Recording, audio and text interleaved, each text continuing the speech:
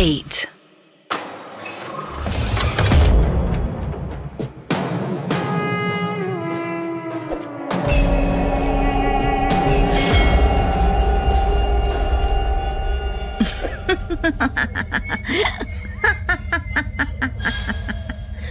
वृंदा हंस रही थी और अंजलि बेबस सी खड़ी थी।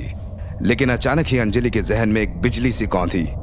तेज हवा चलने लगी और अंजलि का चेहरे का रंग भी कुछ बदल सा गया। उसकी आंखों में अब एक अलग सी चमक थी। अंजलि सीरियस टोन में बोली, वृंदा, गर्दन छोड़ो हमारी। ये सुनते ही नैना के शरीर में मौजूद वृंदा ने अंजलि के गर्दन से हाथ हटा लिया और वो 4 कदम पीछे हट गई। वृंदा हैरानी से अंजलि को देख रही थी कि तभी अंजलि ने गौर से छत को देखा, फिर नैना की तरफ देखते हुए बोली, विक्रम कहाँ है? वो अभी तो यहीं थे। विक्रम, विक्रम कहाँ है आप? हम आपको लेने आए हैं, विक्रम। अंजलि ने छत पर चारों तरफ देखते हुए कहा। जब विक्रम उसे कहीं नहीं दिखा तो नैना के पास आकर अंजलि गुस्से में बोली, कहाँ है हमारे छोटे भाई? जवाब दो वृंदा, बताओ कहाँ है वो? अगर हमारे भाई को कुछ हुआ ना तो हम किसी को नहीं छोड़ेंगे। अंजलि का ये रूप देखकर वृंदा घबरा गई थी, लेकिन फौरन ही उसने खुद को संभाल लिया और मुस्कुराकर बोली, तो तुझे सब याद आ गया? अगर याद आ ही गया है तो वो देख, वो बरगद का पेड़ उसी पर लटकता दिखाई देगा तुझे तेरे छोटे भाई विक्रम का कटा हुआ सर। अपने घर के छत पर खड़ी हुई अंजलि ने जैसे ही नीचे की तरफ देखा तो अतीत की भूली हुई याद एक सच बनकर उसकी आंखों के सामने फिर से आ गई। अब अंजलि अपने घर के छत पर नहीं, अपने हवेली के छत पर थी। उसने 100 साल पहले पहने जाने वाले कपड़े पहने हुए थे। अंजलि के सामने अब नैना नहीं, सिर्फ वृंदा थी, वो भी एकदम ठीक हाल में। उसका चेहरा जला हुआ नहीं था और उसने काले रंग का नहीं, लाल रंग का लिबास पहना हुआ था। अंजलि पूरी तरह से अपने अतीत में आ चुकी थी। इस अतीत में उसका नाम अंजलि नहीं, गीतांजलि था। वहीं अतीत के इस वक्त में वृंदा भी एक आत्मा नहीं है, वो जिंदा है। वृंदा ने हाथ जोड़कर विनती करते हुए एकदम नॉर्मल आवाज में गीतांजलि से कहा, मेरा यकीन कर गीतांजलि, मैंने कुछ नहीं किया। विक्रम मेरे लिए भी छोटे भाई जैसा है। मैं भी उसे पागलों की तरह ढूंढ रही हूँ। मुझे सच में नहीं पता वो कहाँ है। लेकिन दाइमा तो कह रही थी कि विक्रम सुबह से तेरे ही साथ था। उन्होंने तुझे और विक्रम को सुबह गुफा वाले मंदिर के पास देखा था। हाँ, लेकिन उसके बाद वो कहीं चला गया था। मुझे नहीं पता वो कहाँ है। मैंने पूछा भी था, लेकिन उसने मुझे कुछ नहीं बताया। ये सुनकर गीतांजलि चुप ही रही। अब उसके पास वृंदा के सामने कहने को कुछ नहीं था। वो बस सच जानने के लिए अपने बचपन की दोस्त वृंदा पर कोई इल्जाम नहीं लगाना चाहती थी। लेकिन गीतांजलि के जहन में दाई माँ के कहे शब्द जा ही नहीं रहे थे। गीतांजलि का हाथ पकड़कर दाई माँ ने पूरे यकीन से कहा था, दोस्त नहीं, दुश्मन है वो, दुश्मन। उस वृंदा की आंखें देखी है मैंने। वो एक चुड़ैल है, खा जाएगी।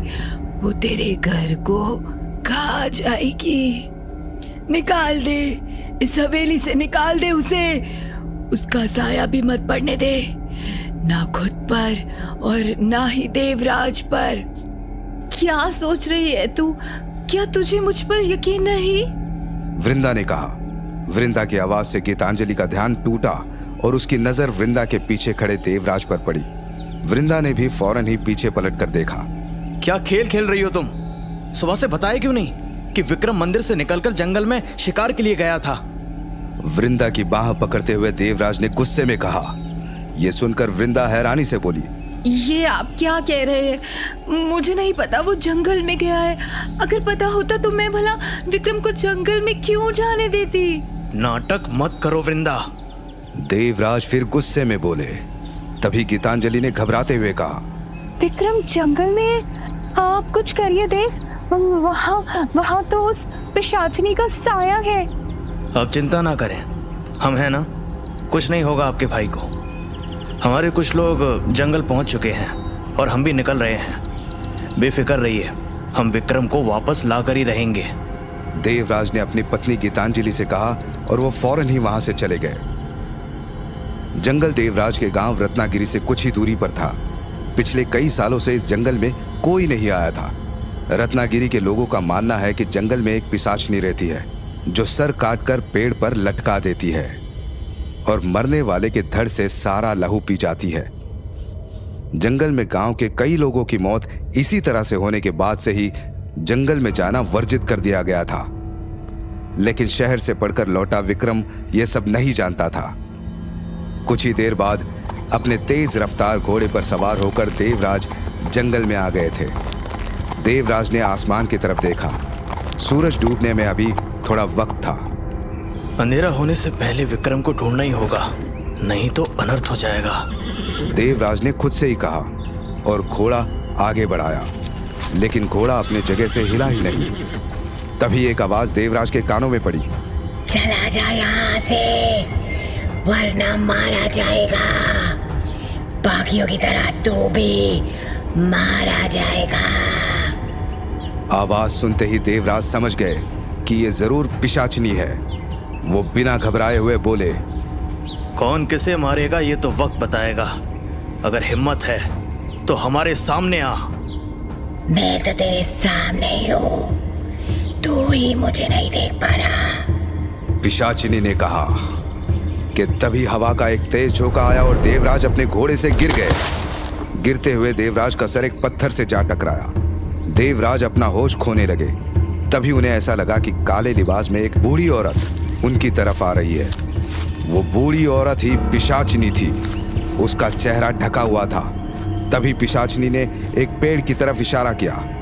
बेहोश होने से ठीक पहले देवराज ने पेड़ की तरफ देखा। उस पेड़ के ठीक ऊपर की तरफ गीतांजलि का भाई विक्रम बंधा हुआ था।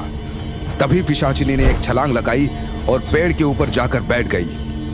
फिर विक्रम की तरफ देखकर वो धीरे से बोली, बहुत वक्त से किसी का लहू नहीं पिया था। आज जाके शिकार हाथ आया है। आज मिटाऊंगी अपनी प्यास।